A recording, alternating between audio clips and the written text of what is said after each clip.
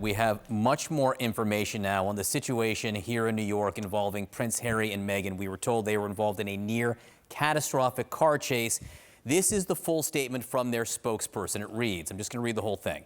Last night, the Duke and Duchess of Sussex and Ms. Ragland, that's Meghan's mother, were involved in a near catastrophic car chase at the hands of a ring of highly aggressive paparazzi. The relentless pursuit, lasting over 2 hours, resulted in multiple near collisions involving other drivers on the road, pedestrians, and 2 NYPD officers. While being a public figure comes with a level of interest from the public, it should never come at the cost of anyone's safety. Dissemination of these images, given the ways in which they were obtained, encourages a highly intrusive practice that is dangerous to all involved. Again, the fact that this statement is coming out like this, I think the implication is that Harry and Meghan are okay, which is the first thing I think that we wanted to know for sure. Yeah. But much more information. Okay, I'm just hearing now we have our senior royal correspondent, Max Foster, on the phone. Let's get to him right away for as many details as you have, Max. Yeah, so you've got the main statement there. They're pretty shaken, I mean, very shaken. And speaking to their spokespeople, you get a real sense of what way they went through last night. It happened around midnight, and this was a long pursuit. Several cars in blacked out windows, I understand it, in pursuit of the car which had Meghan and Harry, but also Doria Ragland inside. And they're really, I mean, frankly, for Harry, this is particularly traumatizing, as you can imagine, because there's so many reminders of what his mother went through as well. And this is a similar sort of narrative in the fact that in what they're suggesting, in that photographers were chasing and trying to get these pictures. And they're already making the point that this is a completely inappropriate way of getting pictures. And also, a big warning, really, to anyone that wants to use these pictures, I think, frankly, from their side. So half a dozen blacked out vehicles, with unidentified people driving recklessly and endangering the convoy and everyone around them. That's what I'm hearing, the sort of thing I'm hearing from their people and people around them or people that were there. And the chase could have been fatal, I'm told. So they're pretty traumatized by all of this. And they're also talking about a whole list of different violations of road rules and laws. They say they have evidence of this as well. So I think we're going to hear a lot more about this and some repercussions from this. But right now they're putting out the message that they are, very traumatized by this, but they are okay, thankfully.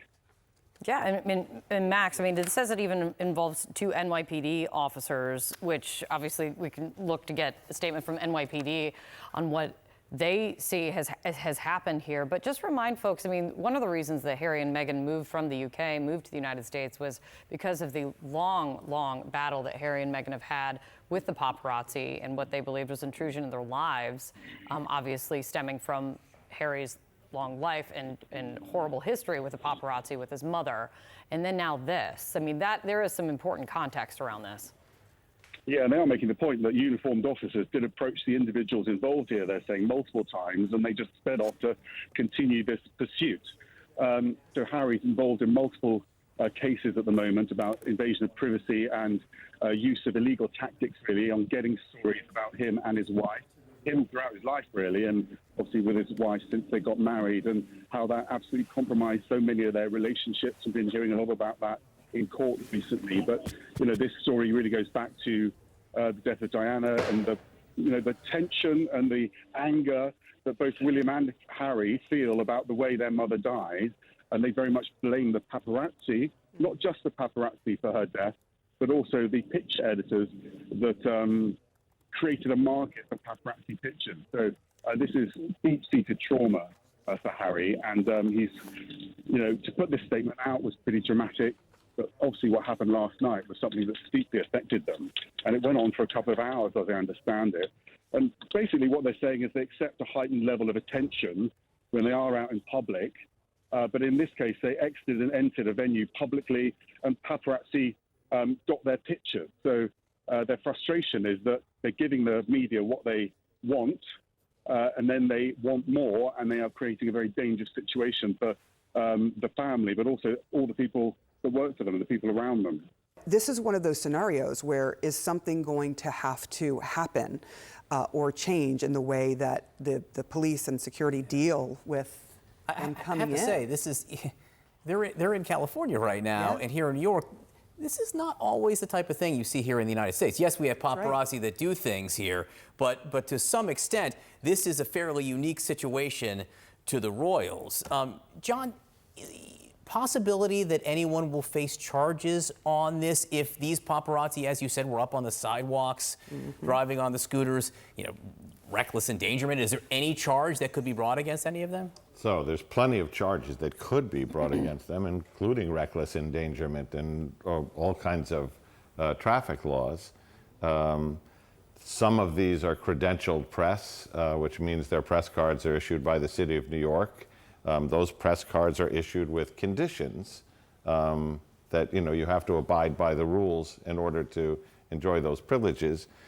But it's a real challenge. You have scooters with covered license plates, you have cars running through red lights, you have the security detail and the NYPD deliberately, and they're authorized to do that, going through red lights and making turns in order to conduct, evasive measures to get away from that. And then you have people who are not authorized breaking all the same laws to keep up, including running down the sidewalk. So, they'll look at the videos, they'll look at the red light cameras, they'll look at other things and say, can we find a couple of persistent violators here that we can identify? But it went on for a couple of hours. It happened at night. Darkness is a factor in getting those images to be identifiable. It was a real mess. So I'm going to say it's possible, but unlikely that you're going to see a lot of that. And we are getting more information here, talking about just kind of how this went down, and that when they exited the venue in the first place, the paparazzi got their pictures. They got pictures of them. Obviously, it's posed pictures, and the paparazzi want as many pictures as possible because that's how they make money and sell those. But it is interesting to note some of the things that we're seeing here.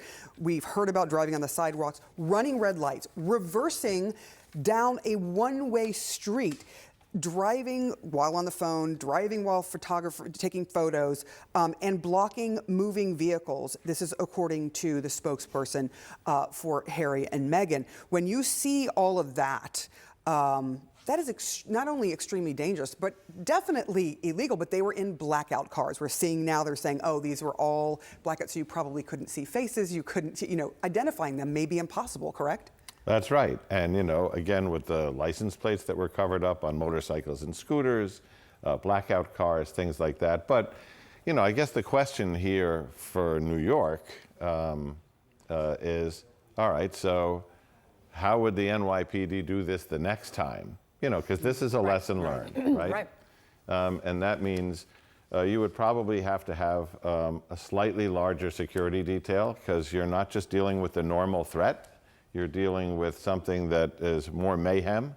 And now you would have to have basically an enforcement element added to that, which means traffic division people, maybe a couple of motorcycles, maybe a few scooters, so that you are on equal footing with the people who are the offenders here of various laws, where you can stop them. And then, once you start writing summonses and making arrests, that's a message. This security detail wasn't built for that. It was built if there was a threat to be able to get off the X and get them to safety and deal with the threat. This was a rolling circus. It wasn't a normal threat either. This wasn't someone going after to hurt them. It's the people just going crazy around them, multiple people, just to get pictures. Do we still have Kate Williams with us? I'm going to assume yes. All right.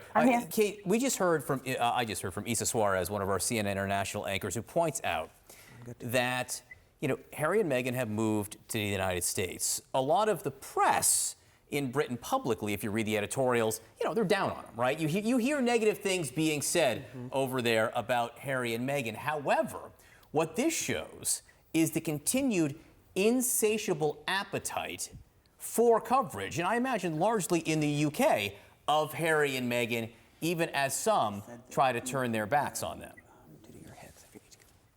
Yes, the word insatiable, exactly the right word. What kind of picture were they going to get from inside a car? Just a picture of someone sitting inside a car. It doesn't seem like the most saleable picture, and yet there's this huge drama, this terrifying drama going up. You were just talking about it, reversing down streets. Pedestrians in danger, other cars in danger. All of it happening at night, just to get pictures of Harry and Meghan.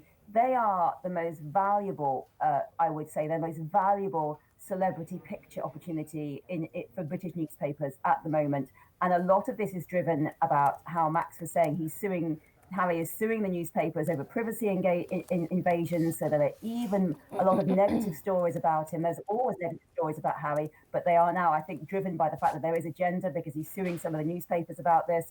And Harry and Meghan have always suffered this negative media coverage. We know that Meghan shutting the car door was seen as against protocol. When you research it, many other royal women have shut the car door. And they are, I think, this is the thing, even though Meghan didn't come to the coronation, even though Charles wanted it to be all about him, a lot of the coverage is about Harry. The world is fascinated with Harry, and the British press want pictures of Harry, and this is what paparazzi are doing to get them. And it is so many shades of Diana.